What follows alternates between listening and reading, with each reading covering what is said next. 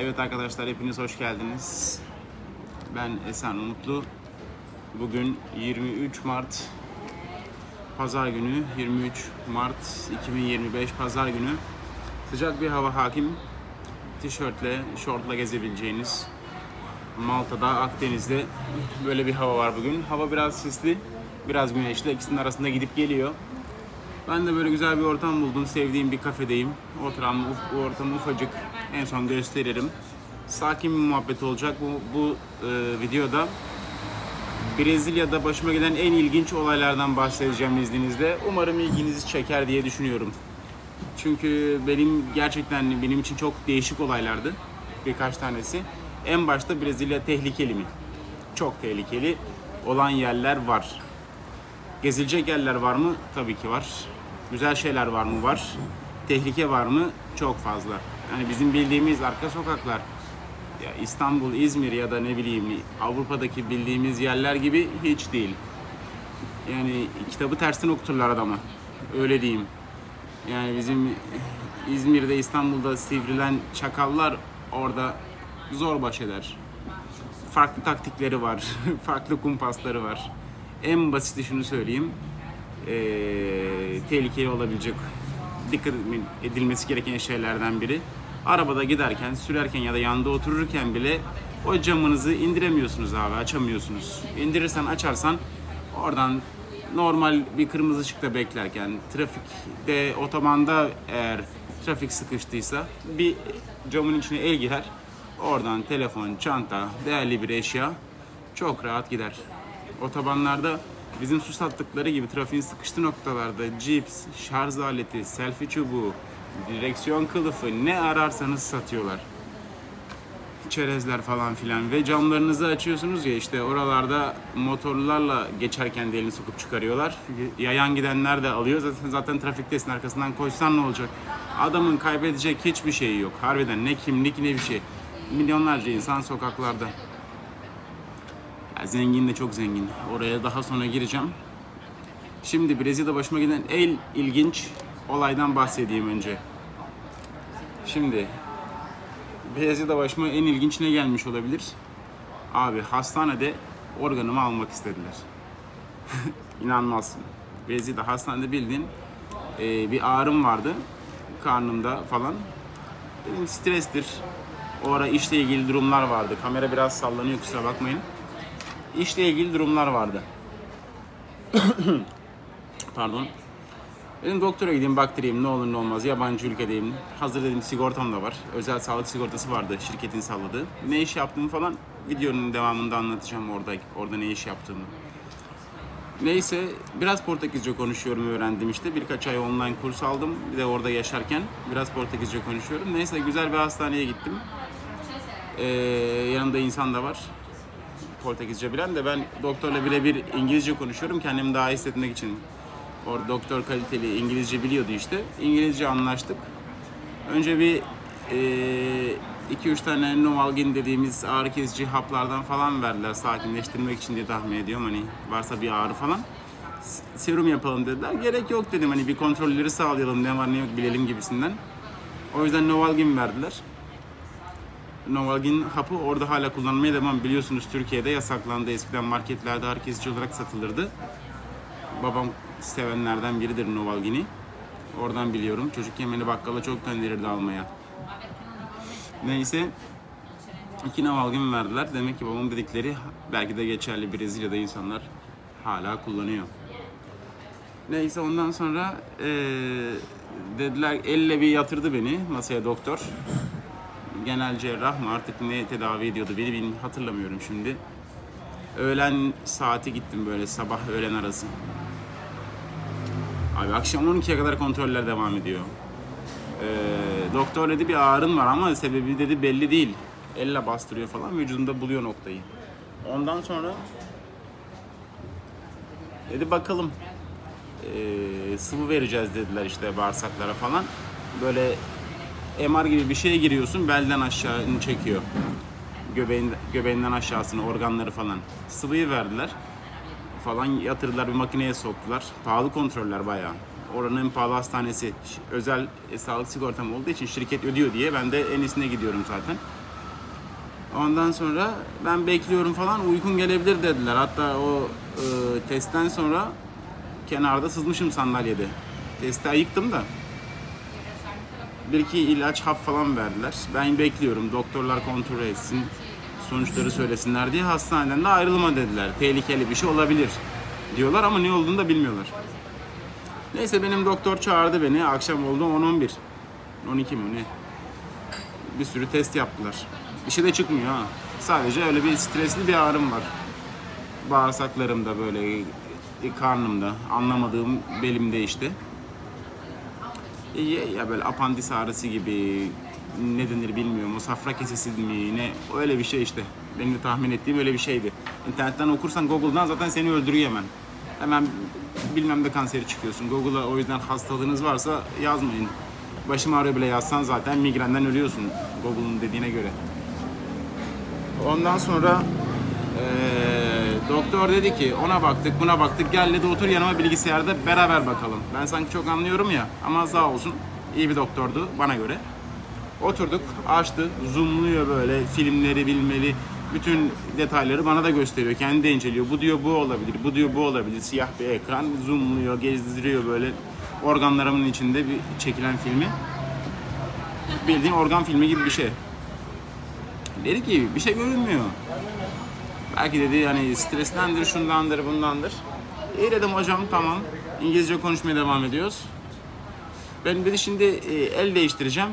Diğer doktor seni dedi hastaneden çıkışını onaylasın, taburcu olup göndereceğiz dedi. Onun gibi bir şey. Tamam dedim, bekliyorum. Sonra doktor el değiştirdi. Bir tane bayan doktor geldi. Oranın uzmanı, özel şeyi de uzmanlık alanında cerrahi falanmış. Ama benim göründüğüm kısım farklı bir kısım. Unuttum şimdi adını. Bir de Portekizce, Brezilya, Türkçe karışınca orada. O stresle hangi doktora çıktığımı bile unuttum. Neyse faturalar elimde. Çok merak ederseniz buluruz bakarız. Ondan sonra diğer doktor, ben bekliyorum ki hani imzalasın, çıkışımı yapsın da evime gideyim. Faturamı kessinler falan. Abi ondan sonra bayan doktor çağırdı beni. Dedi yaş kaç, nerelisin, ne yapıyorsun falan. İngilizce mi konuşuyorsun, Portekizce mi? Dedim tamam dedim, Portekizce konuşuyorum biraz ama dedim İngilizce daha iyi. Tamam dedi. Bir doktor dedi bir şey bulamamış, şu testlerin yapılmış falan. Taburcunu sağlayacaktık ama dedi bir kere de ben de görmek istiyorum dedi hastamı, kimi taburcu ettiğimi. İyi dedim tamam, bir uzan dedi bakalım ağrın neredeydi, burada. Bakıyor hala var mı diyor, diyorum bastırınca var. Yok dedi, ben de seni göndermeyeceğim. Bu gece dedi burada kalıyorsun. Sabaha kadar dedi birkaç daha test yapacağız. Sabah 6 gibi dedi seni ameliyata alıyorum ve oradaki zararlı olabilecek, insanı öldürebilecek olan organını dedi alacağım. Ya safra kasesi ya apandis, hatırlamıyorum adını ya da o dildeki adını. Çünkü nasıl panikledim anlatmaya devam edeceğim şimdi. Abi ondan sonra ben dedim yok olur mu öyle bir şey? Ben dedim ameliyata falan gelmedim, hazır değilim. Ufak bir ağrıyla geldim hani ne olur ne olmaz diye. Yok dedi zaten insanların hiçbiri de ameliyata hazır olmaz. Ya dedim öyle bir şey mi var? Ben gitmek istiyorum. Tırstım bir an. Dedim organını alacağım diyor. Ben daha ne olduğunu anlamamışım, dilini memleketini bilmiyorum doğru düzgün. Ondan sonra özel hastane ya. Geçirecekler de geçirecekler. Her yaptığı işleme zaten bin dolar yazıyor. Her yaptığı işleme $1000 yazıyor. Böyle bir 1500-2000 dolar falan harcamışımdır o hastanede. Böyle bir yaklaşık öğlen girdim, gece çıktım. Neyse doktor tutturdu. Yani bu riske atılacak bir şey değil, sağlık. Hani eğer düşündüğüm bir şey varsa dedi olan şey, yani öldürebilir insanı. Alırsak daha iyi ama dedi bunun için birkaç test yapıp sabah ameliyat alacağım seni. Yok dedim istemiyorum. Ben çıktım işte yanındaki insana anlattım İngilizce, dedim böyle böyle böyle böyle. Dedim şu doktorla konuş. Dedim salsın beni. Anlamıyor sen dedim Portekizce, şunu iyice bir anlat. Dedim söyle aile hekimim var benim, kendi doktorum var benim. Ona görülmeden dedim bu işlem yapamam falan dedim, salla bir şeyler şuna. Neyse gittik, ikna etmeye çalıştık doktoru beni eve göndersin, taburcu etsin diye. Zor bela ettik. Hatta dedim bir rapor yaz dedim. Bugün işe gitmedim haliyle, bütün gün buradaydım. Yok dedi raporda yazmam. Ya öyle leş bir hastane. Yani dünya para veriyorsun, daha çok kal, yatışını yap, şu testi yapalım, bu testi yapalım. Yani para kopartma 5 neler. Buldular ya, gringo diyorlar, beyaz paralı onların gözünde. Avrupa'dan giden insanlar. Öyle düşünüyorum yani ben. Sonra ne oldu dersen, Ama ben hastaneden bir şekilde çıktım. Yani imzayı attırdık doktora. Başka hastanede gitmedim. Tırstım zaten, sıkıntıya girdim orada, dedim ne yapacağım ben burada, ne yapıyorum gibisinden. Ondan sonra başka doktora da gitmedim. Bekledim. Biraz yediğime içtiğime dikkat ettim. Kafamda da stresi azalttım. Sonuçta bir doktor her şeyi kontrol etti, eve gönderdi. İkinci tam gönderirken yat dedi, keseceğiz seni. Birinciye güvendim ben.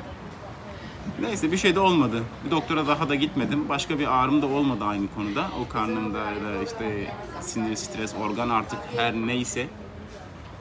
Böyle en ilginç olayım da hastanede organımı almak istemeleri, beni zehirler şüphesiyle. Ama bir şey olmadı, çıktım ve hala yaşıyorum. Üstünden 1,5 sene geçti. Şimdi Brezilya konusuna gelirsek, ben yaklaşık 2 sene Brezilya'da yaşadım. 1,5-2 sene. Ne yaptım dersen, kripto şirketinde çalıştım. İsim de versek bir şey olmaz herhalde, Binance'da. Ondan sonra analist olarak çalıştım 1,5 sene falan. Güzeldi. Home office çalıştım, evden remote. Brezilya ekibindeydim. Analist olarak keyifli bir işti. Dolar üzerinden paramı kazanırken orada ikamet etmeme tabii ki yardım etti. Böyle bir video oldu. Şimdi bu konulara yavaş yavaş gireceğim. Brezilya'da başıma gelen en tehlikeli olay ne? Onu anlatabilirim bir sonraki videoda. Ya da arkadaşımın başına gelen çok tehlikeli, esrarengiz demeyeyim de çok tehlikeli olaylar var. Polisin bile yardımcı olamadığı, bir yere kadar yardımcı olabildiği, daha sonra faveladaki adamların devamını sağlaması gereken durumlar oldu. Ya büyük hırsızlıklar. O konulara da bir sonraki videolarda belki girerim.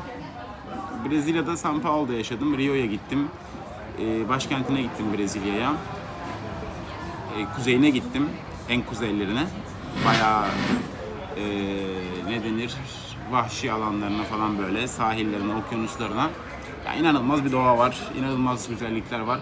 Her şey çok büyük. Nüfus büyük, insanlar büyük, suç büyük, tehlike büyük. Ama okyanus, dağlar ve yeşillik de, yemekler de güzel, büyük. Etler çok büyük falan. Neyse, onlara daha sonraki videolarda merak ettiğiniz bir şey olursa gireriz. Bir de hayatımdaki ilk spor maçıma Brezilya'da gittim. Corinthians'ın maçıydı.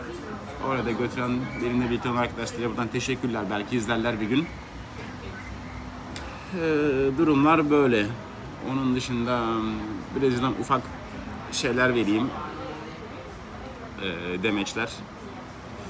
Şimdi neden döndüm? Şirkette işler istediğim yolunda gitmedi. Brezilya ekip tarafı belli bir operasyon kapatıldı.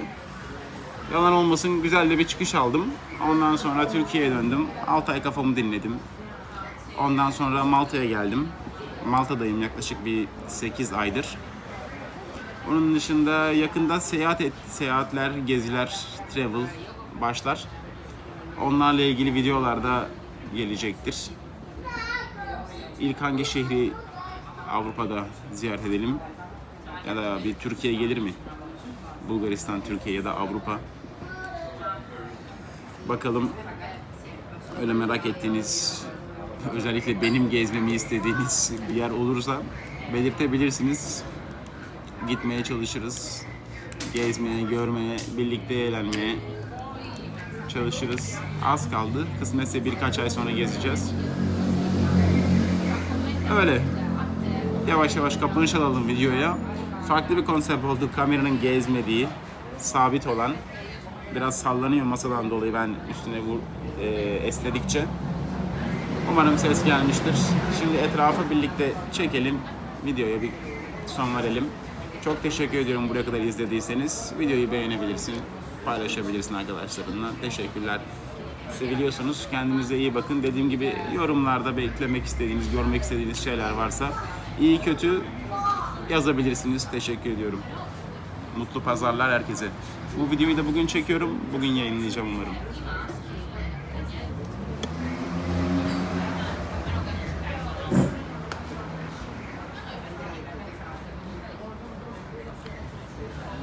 Manzaramız şöyle. Nerede olduğumu da çekeyim. Böyle sağlıklı bir kafe.